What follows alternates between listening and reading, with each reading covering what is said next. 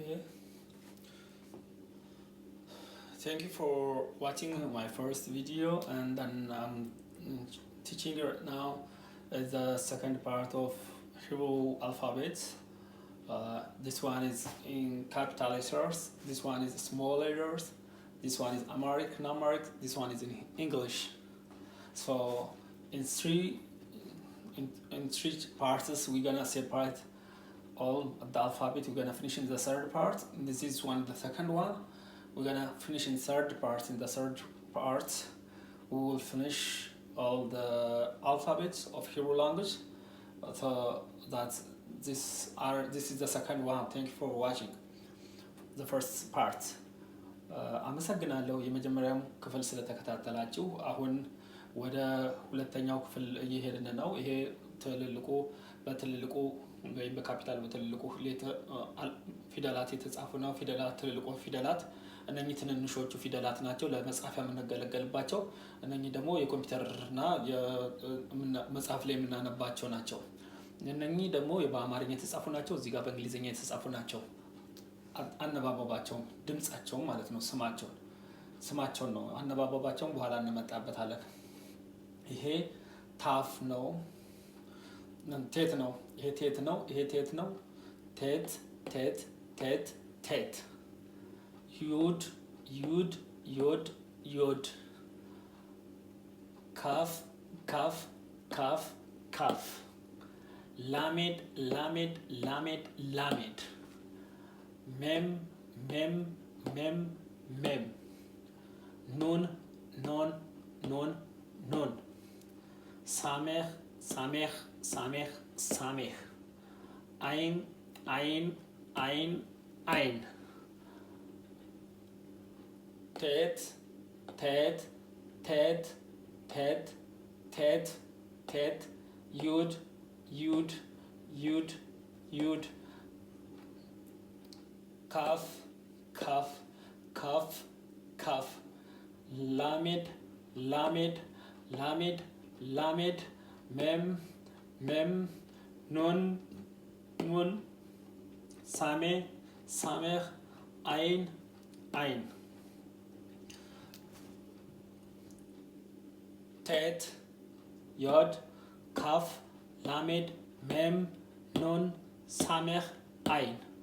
ቴት ዮድ ካፍ ላሜድ ሜም ኑን ሳሜህ አይን።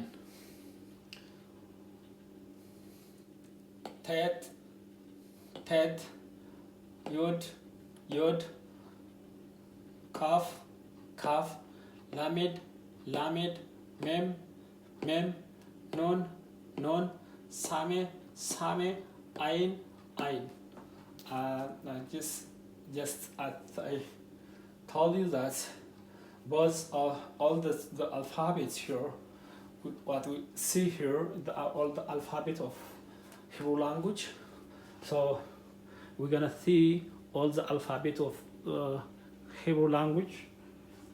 All the alphabet of Hebrew language.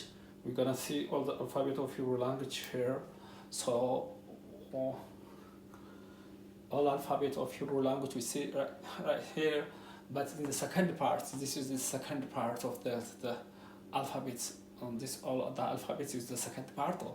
But the third part is we will finish in the third part. I'm gonna telling you that it's gonna have some alphabets have two alphabets, two letters that have two letters. One alphabet is gonna have two letters in the beginning and in the ending. If it comes in the middle and the beginning, it's gonna use this one. If it comes in the end, we're gonna use this one in the capital one. In the capital one. Here also, this is the beginning, in the middle. This is at the end. This one also in the beginning, in the middle. This one is at the end. All the time, you have to know that this one is at the end. This one is at the end of the word. This one is at the end of the word. This 1, 2, 3 is other words also. They have mem, nun, and kaf. There are also letters, but they're gonna use in the third part. We're gonna see that in the third chapter also. We're gonna see these letters I will show you in the one lesson. So I want to teach you about this one by making the words. It may be more clear if I work with the words, if I build the words, and if you see that how to build the words using these letters is more easier, because right now telling you that at the end and this one is, you have to keep that these words, this alphabet in the words, in the word at the end of the word. This one is at the end of the word, mem at the end of mem. Sofit, mem sofit. The girl calling is this kaf sofit, mem sofit, nun sofit. This there are also other sofits, but we're gonna learn it. We're gonna study it in one day, in another day. So don't worry, I will teach you this about these sofits in one day. This one is the end of the words. At the end of the word, these letters are coming all the time at the end of the letter, the word. This one is at the middle, in the beginning and the middle. This one is in the middle and the beginning. This one is also in the middle and the beginning of the letter. This one is the end, at the end of this one, also at the end of the word. If you just using in small letters also, this one can have another structure. It's not similar with this. It's not similar with this one also.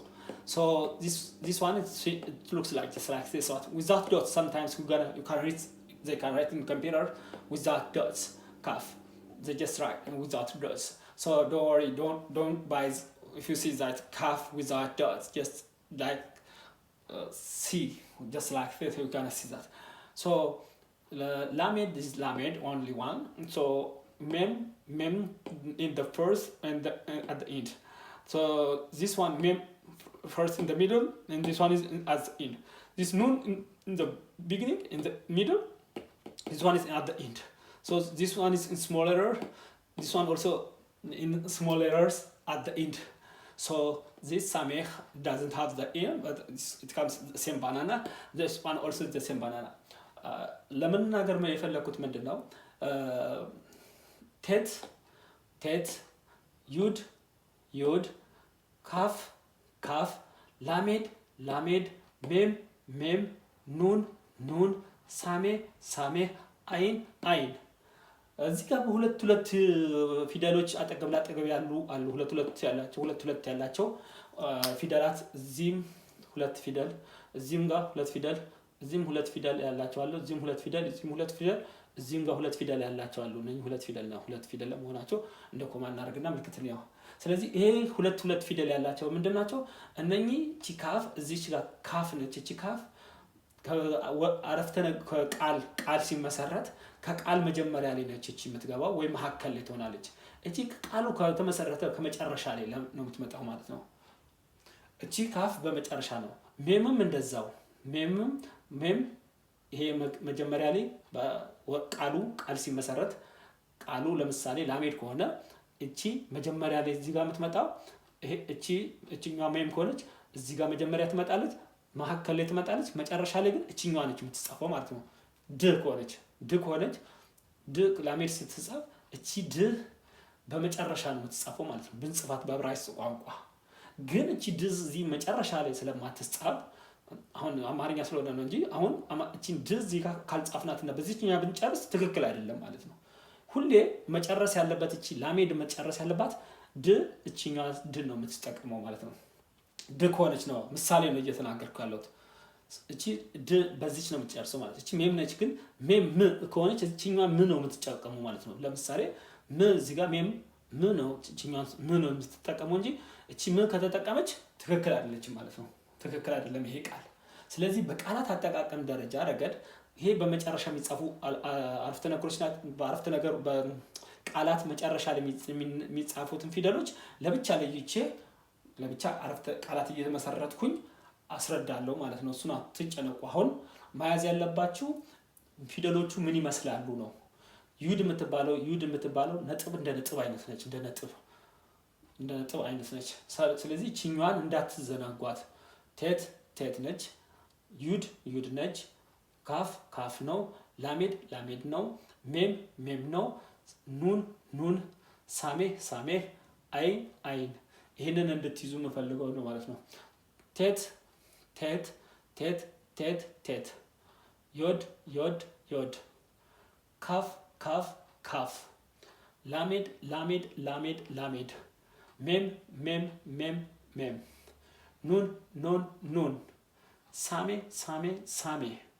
አይን አይን አይን በእንግሊዝኛው እና በዚህ ብዙ ልዩነት የለውም ለሁለታችን ነው አንድ ነው ለእንግሊዝኛ ስለሚያነቡ ሰዎችም the same banana for those who study Hebrew language the one who he doesn't understand Amharic language the one who can understand he's not understand Amharic language also he doesn't understand English language they both study the same banana Hebrew language in our study session በእኛ በማስተማር ማስተማር ሂደት ላይ መማር ማስተማር ሂደት ላይ ሁለቱም ቴትን ይረዳሉ ማለት ነው እስከመጨረሻው እኛ የምንማማረው በእንግሊዘኛና በአማርኛ ነው ማለት ነው በአማርኛ በእንግሊዘኛ ተጠቅመን እብራይስጥን እንማራለን ማለት ነውና ለእንግሊዘኛ ተናጋሪ ልጆች ካላችሁ መማር ማወቅ የምትፈልጉ ካላችሁ ያው ቀላል ነው ማለት ነው the one who want to study Hebrew language in English also it's easy tet just like that tet ለአማርኛ ተናጋሪዎች yod for English speakers kaf for English speakers also lamed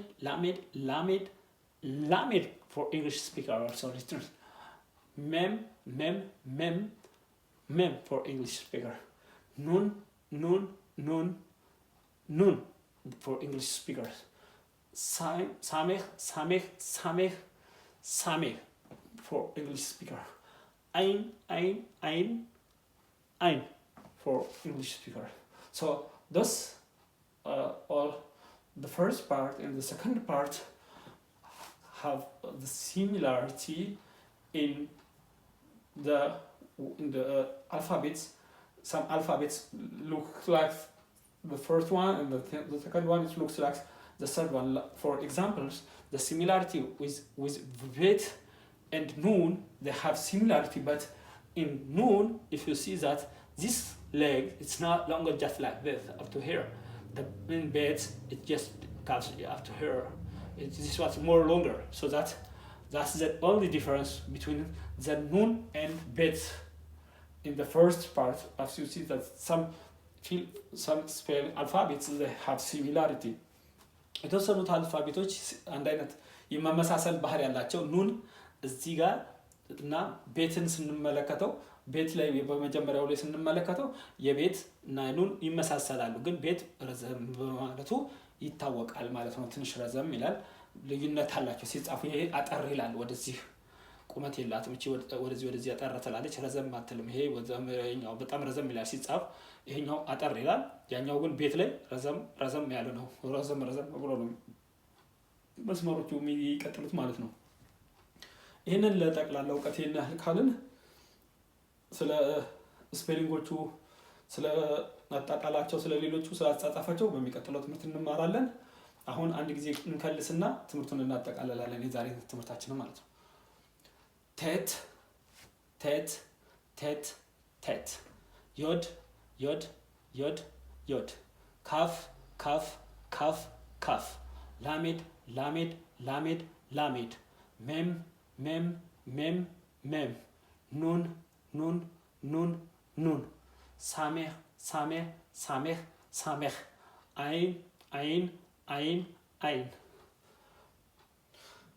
ein tet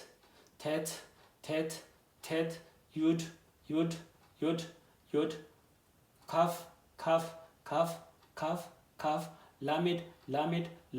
lamed mem nun samech ein